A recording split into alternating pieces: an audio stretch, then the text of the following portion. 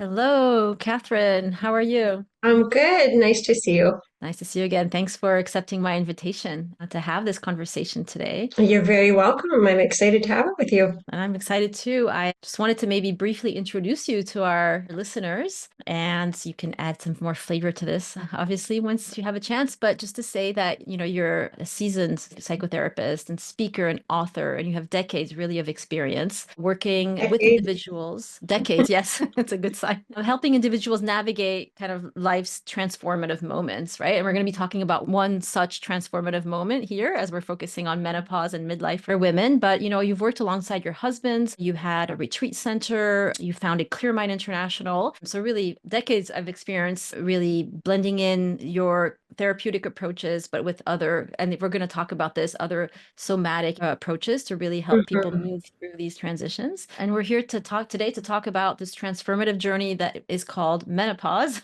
And really, the general theme for our conversation today is what comes up during this period, what surfaces really for women, and how then, of course, how to move through it. So, yeah, maybe we can start there. Like, what came up for you in your personal journey? Well, I mean, in some ways, my journey has been easier than I am aware that some people go through. But it was a shock to me how much of an emotional wake-up call this can be as well. I mean, I had Mhm. all the intellectual understanding that these hormones are going to kind of collide with all my emotional unfinished business, et cetera, and that physiological things can happen. But it was a surprise to me to be aware of how much my body started talking to me. And the way that it initially talked to me was through a frozen shoulder, which I had no idea was a thing in menopause, but I have discovered since in all my research, oh yes, there are so many things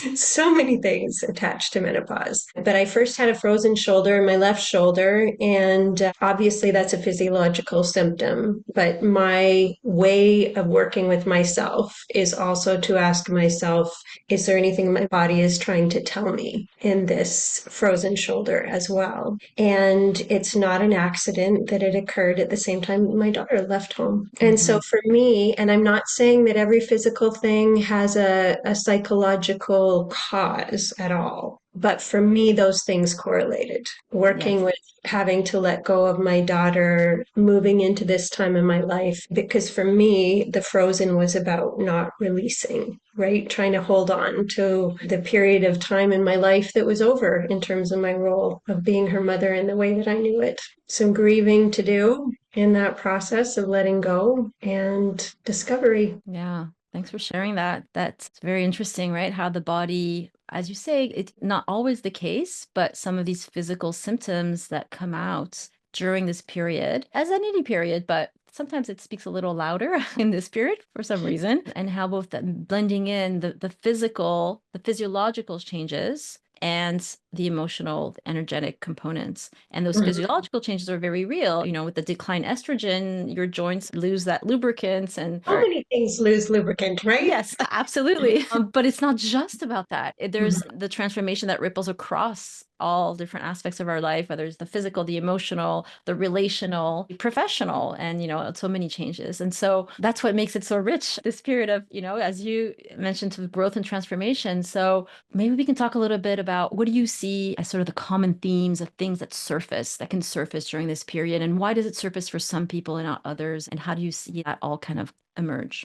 So, I mean, from an emotional perspective, how you go through menopause really depends on where you've started from, right? I mean, I've seen many women who are grieving the possibility of having children. I had to face the letting go as my Mhm. children moved on and life transitioned on in that way. It really, for me, comes down to facing this idea that culture has fed us about who women are and having to dismantle that and pick apart and discover who we actually are. And for me, authentically, realistically, for me, those hormones, which are also the biochemicals of emotion, we talk about chemicals like serotonin or oxytocin. Those are hormones, and they're also the chemical correlates of emotion. And so these little chemicals of emotion, all of a sudden, some increase, some decrease, and we're confronted with ourselves. This is a culture that says that youth equals beauty,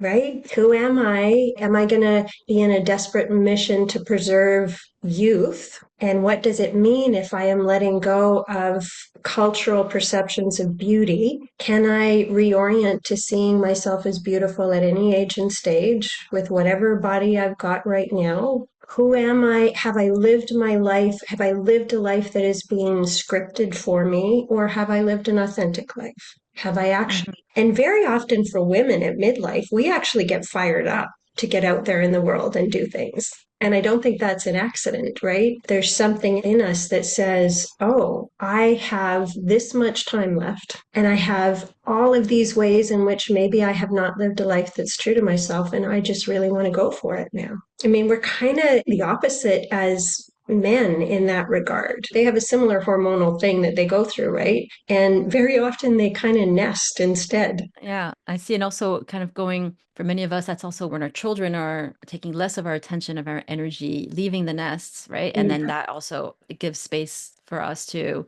kind of think about, what comes next. But I think there's kind of a elephant in the room kind of question that we tiptoe around, but I think, which is, am I still relevant? Because in a way, your body physiologically is saying, we don't need you anymore to reproduce. So it's about reinventing our purpose and what this next chapter really is about. And Mm, there's a beautiful way of saying it. I was thinking about this on my run, and I just mm, love the way you said it. Am I relevant? We have generations of the history that women have experienced. It lives in our bodies. And we like to think, particularly in the Western world, that we're a little more enlightened, that we have, discovered a sense of equity and so on. But that idea that our value equals our ability to reproduce lives historically in us. yeah. Right? It's not just about how society has shifted in the way that we intellectually think about it. It's that memory is stored in our body, and it's a big deal. Whether you've had children or not, it's a big deal to, okay, so my body doesn't do that anymore. Now what? What is my value? I'm not beautiful and pretty in the way that society tells me that I should be anymore. Now what? Now Hmm. what's my value? My children don't need me in the same way that they need me anymore. Now what? Now what? Right.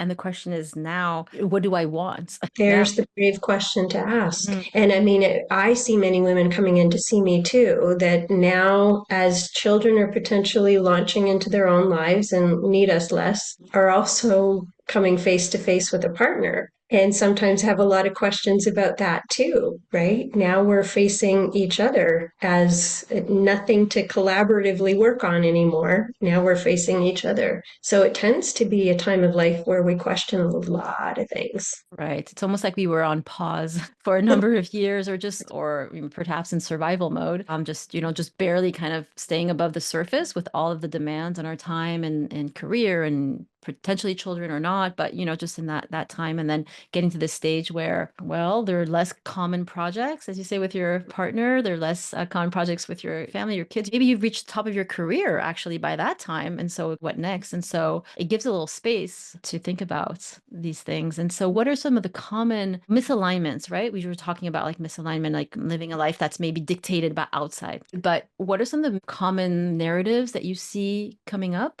emotionally? Like what are some of the themes that are surfacing at this time for women? So people can maybe recognize themselves in those. Yeah, I mean, have I actually lived a life that feels true to me? And if there are parts of that where I can see where I have not lived a life that feels true to me, that feels good to me, do I feel good in the middle of this life that I'm living? If there are not, then what do I want? And that's like a radical question for many women to ask of themselves, right? What do I want? We are so used to focusing on other people's needs. So what do I want is there more that I want in the relationship that I'm in if I'm in a relationship? If I'm not in a relationship, is that actually something I want? Because society tells us we should.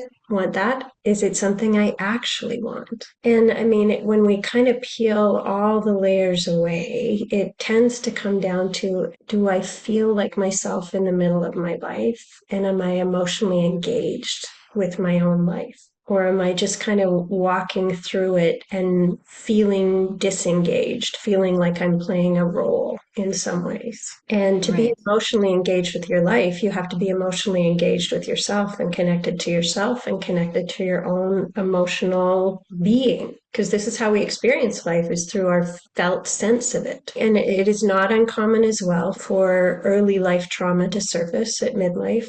So if you've Mhm. experienced hard things as a kid, all of a sudden that stuff can come back and act itself out in your life in various ways, either just through surfacing in your memory or starting to become alive in your relationship dynamics. Right. And why do you think this is the time that these parts of ourselves choose to resurface? Because we're paying attention sometimes in ways that we didn't before, just practically speaking through time and also through the awareness. I mean, menopause really is for many people the first time that they're aware that their existence is finite. Oh, I'm like, there's an end to me, to this life experience in this way that I've been living with it, right? There's an end to this game. And so when we become aware of it, all of a sudden these things start to pop up too. Right. In the Same same way idea as that, yeah. when people go in through health scares, the same kind of things can emerge, right? Menopause is kind of like that. Yeah, it's almost like we get lost in a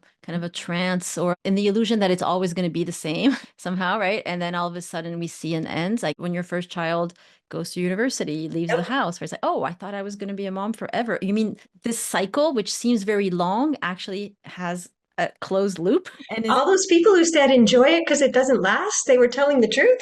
right. It felt Yeah. like it was going to last forever when I was. I thought it was gonna last Oh my forever, God. right? And then I remember actually personal anecdote when I was coming back from dropping my son off to university, and I'm looking at all the people on the plane, all the people that are in their 50s and older, and thinking, you mean all these people have gone through this and they're okay? Like, no, they're living their life, but of course, you adapt and then the relationship obviously develops in even Yeah. richer, more unique ways. So but during that transition, yeah, I can see what you're saying of that finite. And the same with the body, all the signals you're getting from your body in terms of, okay, well, that cycle's over. Mhm.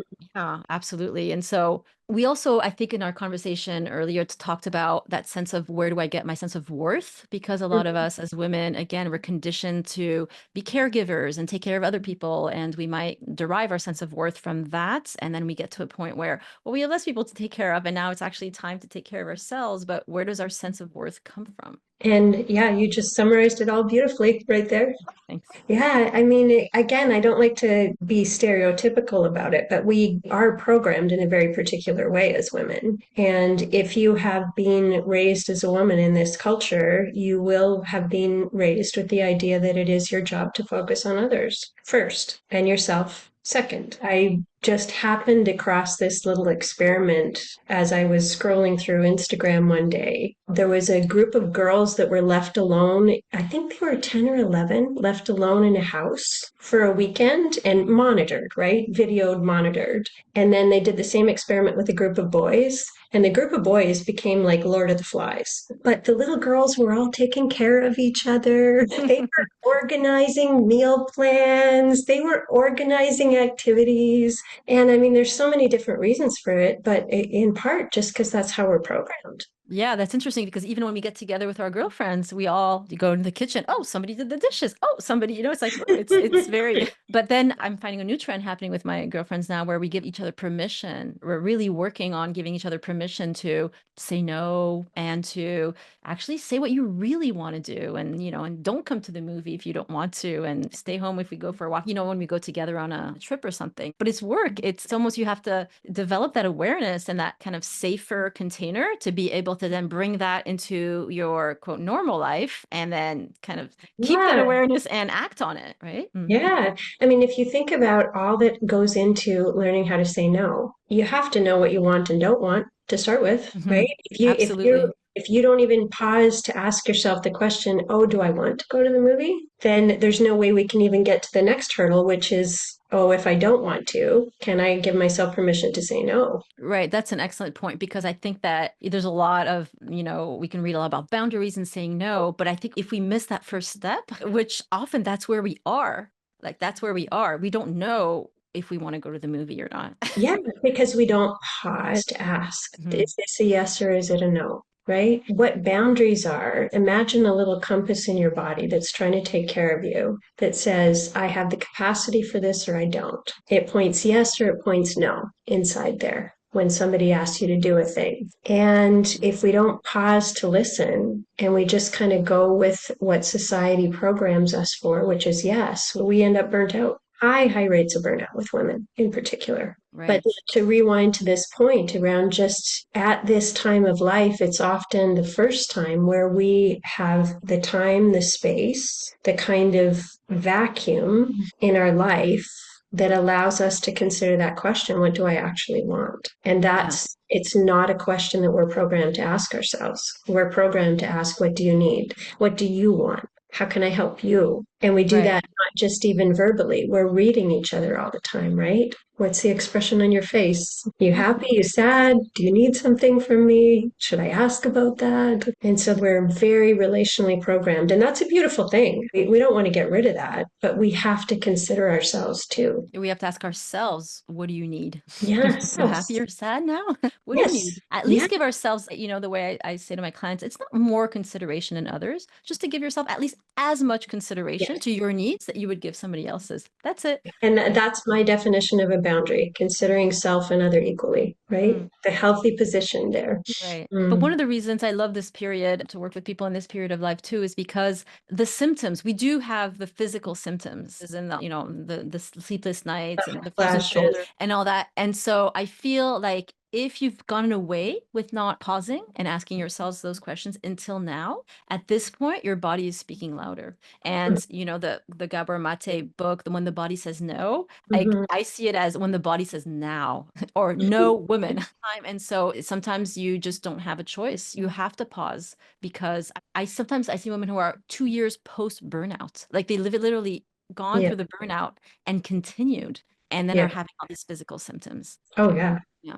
Yeah, and I mean, that's a theme beyond menopause. That's a theme, period. The thing that we do to our body when we don't actually pause to feel what we're feeling and listen to what we're feeling, for sure. Yeah, and that gets me back to the point you mentioned early on in our conversation around the molecules of emotion. I'd love for you to say a little bit more about that, how the physical symptoms are connected to our emotions and how the hormones play a role in that, or how do you see that playing out? Yeah. Well, I mean, many decades ago, when I was in graduate school, one of my passions was a field called psychoneuroimmunology. And that's a very big word that means how your psychological and emotional self impacts your body mediated through your immune system. And that's through your neuroendocrine system specifically. And there was this wonderful woman called Candace Pert that I initially got introduced to in university. And then she wrote a book called Molecules of Emotion. Sadly, she's no longer with us, but highly recommend that book.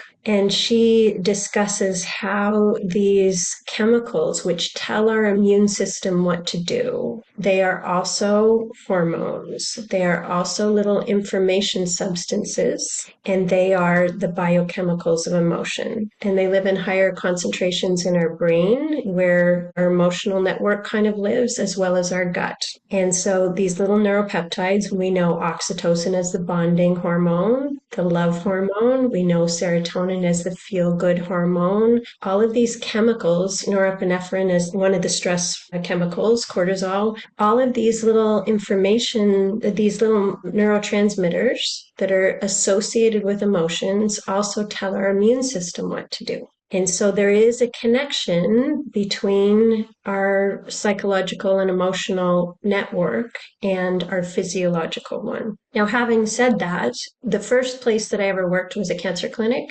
And I worked there in 1993, 94 at a time when that idea that I am creating my disease was just kind of coming into being. And I had patients coming in feeling like they were failing because they were not impacting their disease and they were doing all this emotional work. So I really want to strongly put in the caveat that I think that our minds and emotions have a strong impact on our body, but I would never want anyone to feel like they are causing or creating their disease. Kids get Mm-hmm. cancer. So this is one part of what can be influencing us physiologically. It's not the whole, Right. you know? Yeah. And Right. Yeah. Gabor No, Mate yeah. also put this into context in terms of we are in this position because of how we're living as a whole as well, not just our little singular psyches with our singular bodies. Yeah, no, absolutely. And thanks for pointing that out because I think that sometimes there's a resistance to the idea of the mind-body connection because there's an underlining fear of blaming Yeah. ourselves.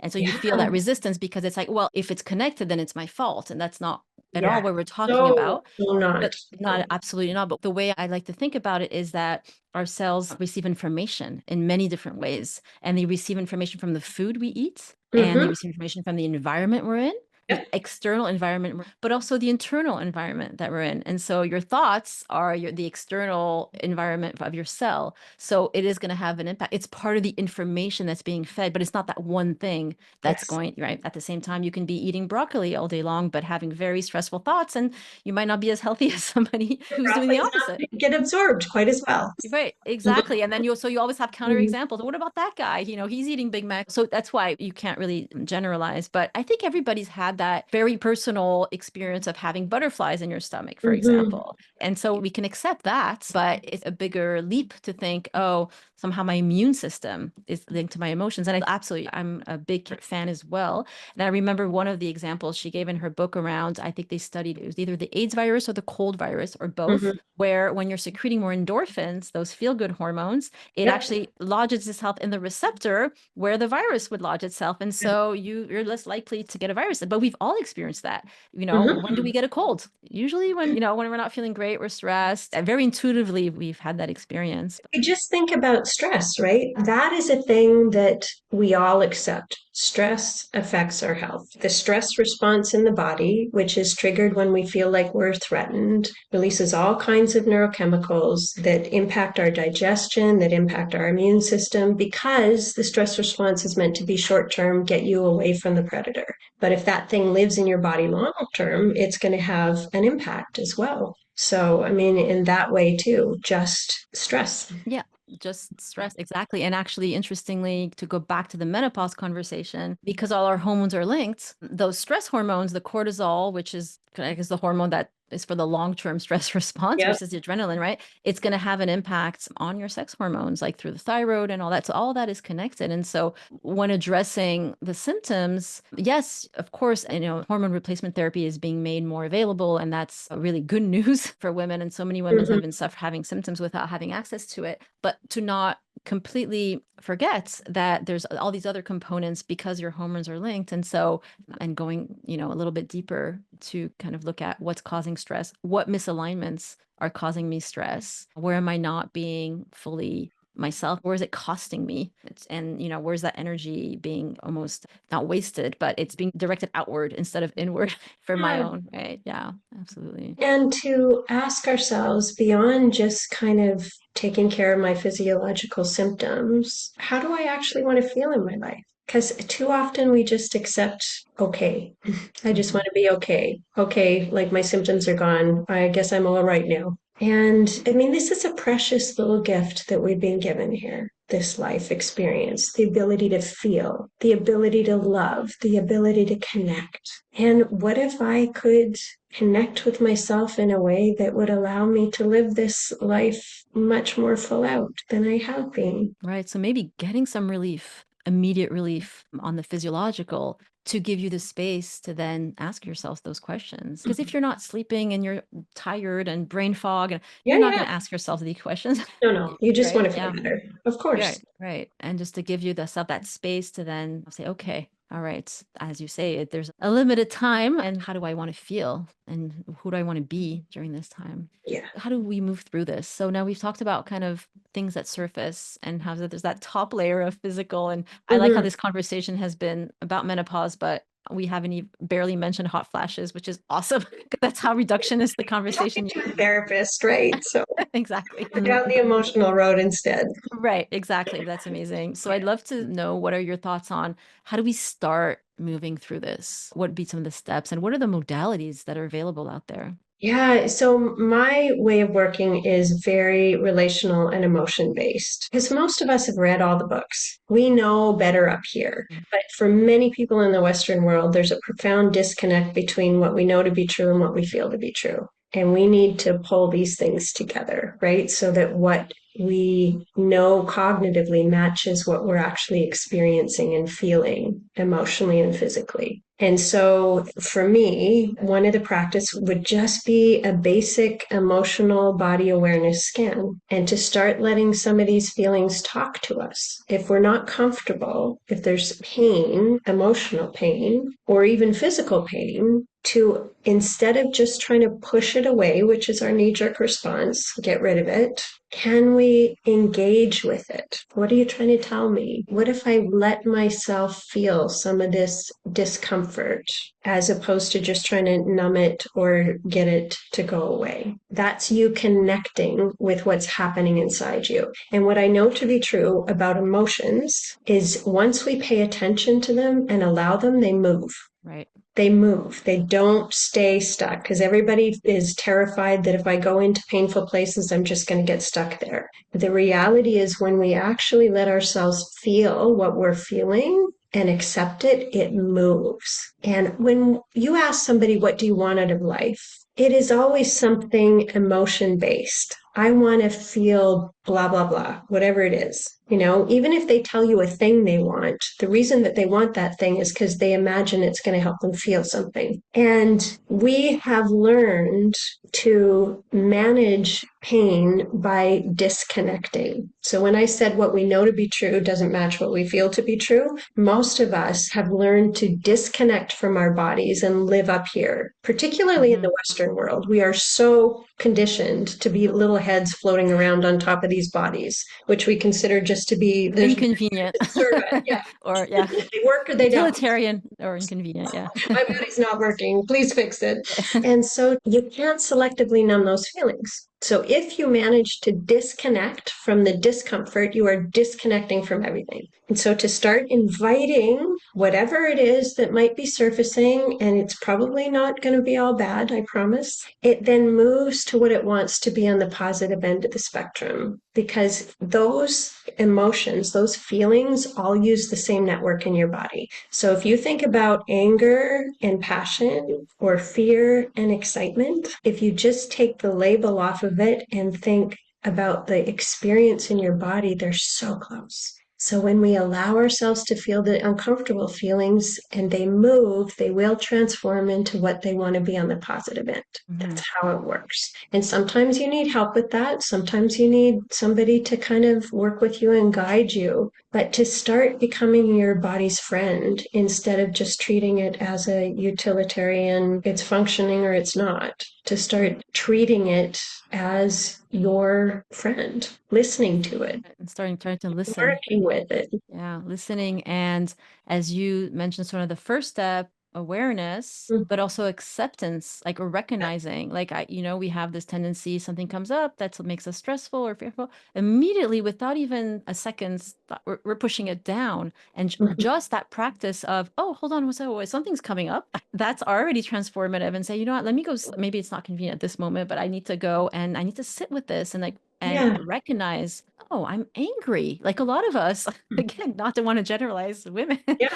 but that is one of the emotions that we haven't been told in society. An angry woman is not really what's praised. We're all, it's more the nice girl and the low maintenance, easygoing, all those words. So just recognizing that, you know what, I'm actually feeling a little tinge of anger, tweak of Mm, something is in there. And then as you get better at recognizing, accepting, going into your body and, oh, what does this feel like? Where am I feeling it? And then, yeah, kind of magically letting it move because you're no longer resisting it. Yeah. It's an amazing discovery. And to do Yeah. that, And what does that anger have to tell you, right? I'm not saying go yell at somebody. What does it have to tell me? Maybe I have a boundary that I need to draw.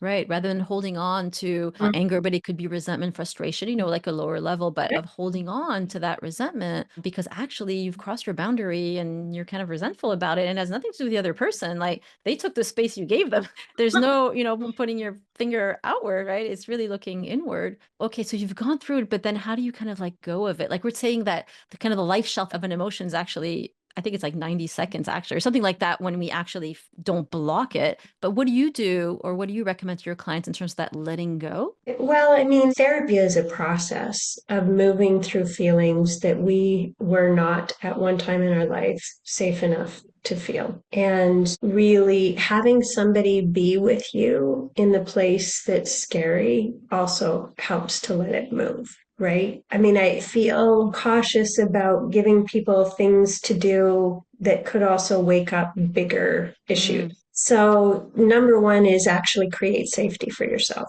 When your body feels safe enough, it's going to start moving through some of these things as well. When I said earlier that sometimes what surfaces for people is a history of trauma, and particularly relational trauma, because we disconnect from our bodies. When something bad or traumatic happens, humans have the capacity to get through some really horrible things if we feel safe and connected, right? Something scary happens as a kid, you run to your mother or your father or your caregiver and they say, "Oh no, what happened? You're really scared. Oh, it's okay. You're safe now." Whatever it is. And in that, your body is taught, I can be scared. I have somewhere to go. It moves all the way through the feeling, all the way through. If you have nowhere to go when something really bad happens, that's when the disconnect occurs, right? I have nowhere to go. Oh no. So all I can do is push it down here. And so when we start to talk to our bodies, sometimes some bigger things can surface. And if it's a bigger thing that starts coming up, then that's where you probably need to reach out for some help to move through it as well. But okay. just the daily practice of listening and responding to what your body is telling you, it's one thing to listen, it's number two to actually respond. Right. So whether we have a known history of trauma or whether we don't, Mhm. you're saying that we could be so disconnected that we don't actually really know what's down there and when things are starting to move. So are you saying like if it's starting overwhelming or uncomfortable or something, would that be a good time to reach out? It's because here I am saying be uncomfortable, but there is such a thing as too uncomfortable.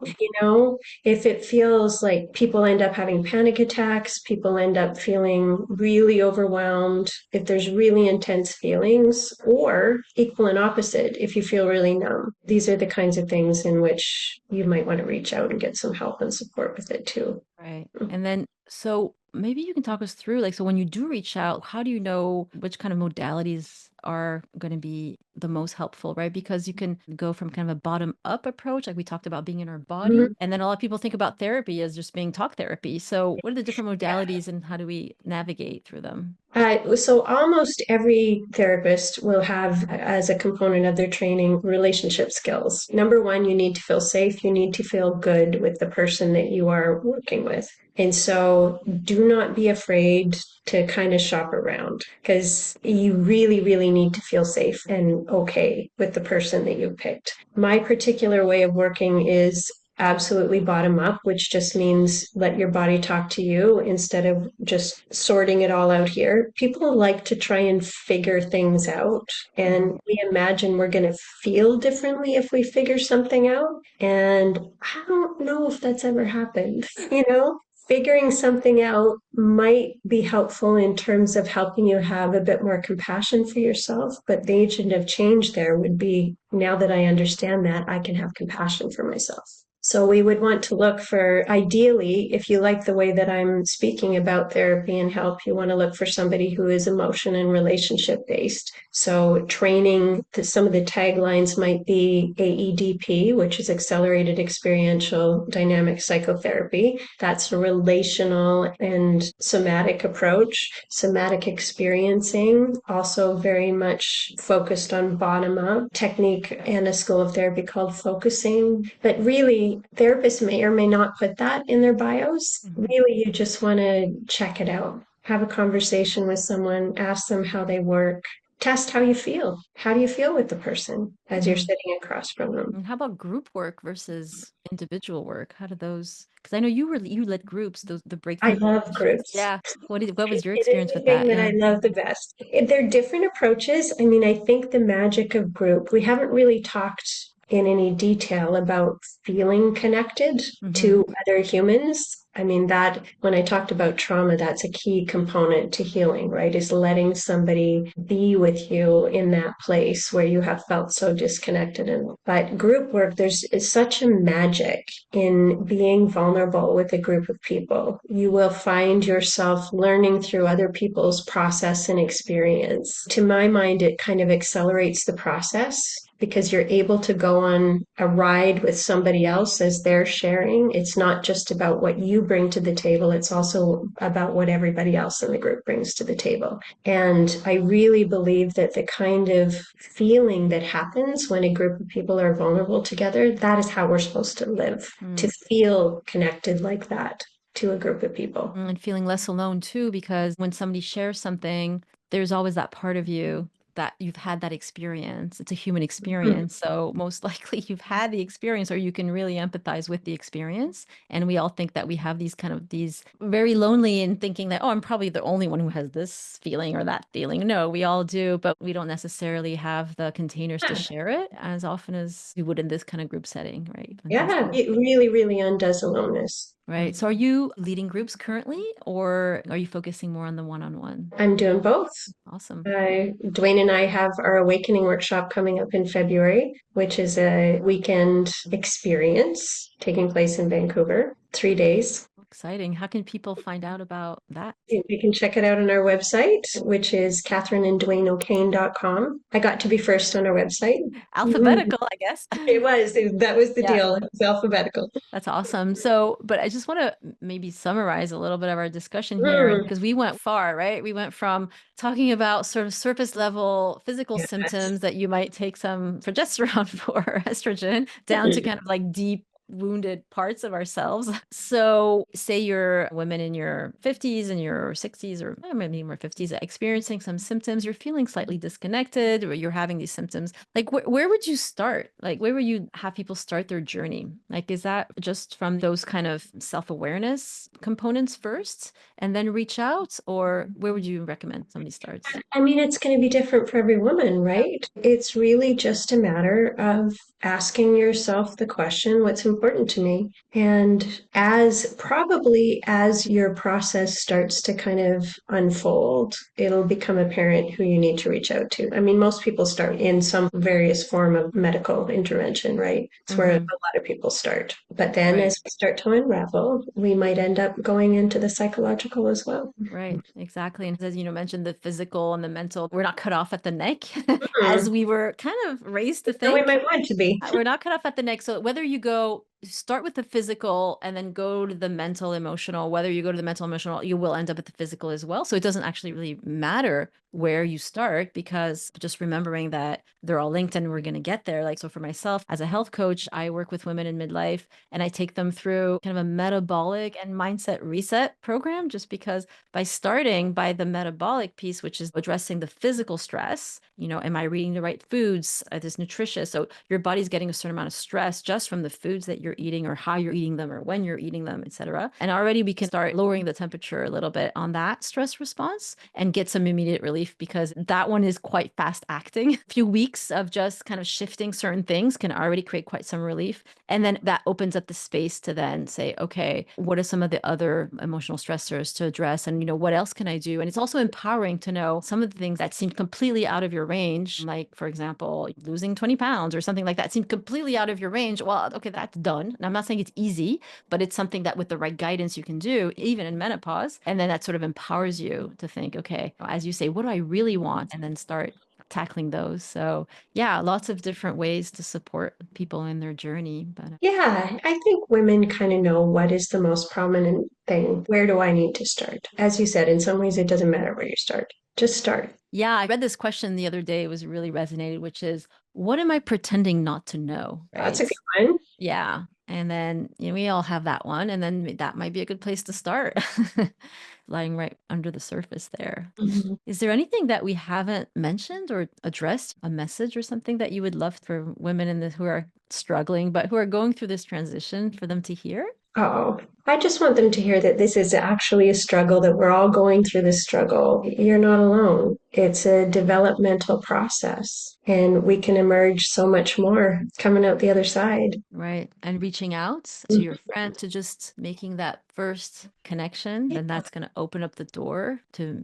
making you feel more connected, and or even coming to signing up for a weekend or coming to an event, or, like engaging with women. We're all going through the same thing. And what's Yep. amazing, we're now allowed to talk about it, which is pretty new. Pretty Yeah, new. which Yeah. is what I'm saying, the conversation is out there now. Yeah, it's actually a great time to be going through this, and also to set an example for our daughters, because whether we're in the workplace and we're talking about this, or whether we're, in our family environment talking about it, like I feel like there's definitely a shift. And it's one of the reasons why I hosted that screening and panel discussion of that documentary, The M Factor, as a way to just get the conversation going. Yeah, not to say that the conversation starts there. It opened up a lot of questions, more questions than answers, but it doesn't really matter. Like, it's the idea that we're having these conversations. So very Hmm. happy to have had this opportunity to connect with you on this topic and just hear from all your wisdom, and really just the richness of your experience. Like, I can feel as you're speaking, kind of the hundreds and hundreds of women that you've worked with, and or people you've worked with, and your experience with it. And so I'm very grateful for that.